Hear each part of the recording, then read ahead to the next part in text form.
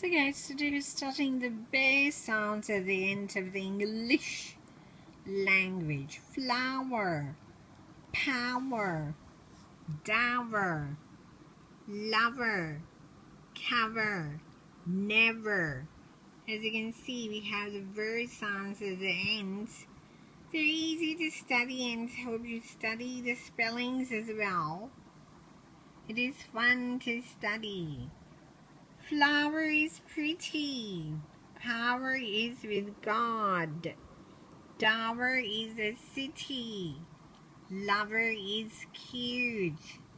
Cover is awesome. Never is a word. So hope you like that sentence. It's easy to study, as I said. So study today's new words, the verb sound at the end of each word here.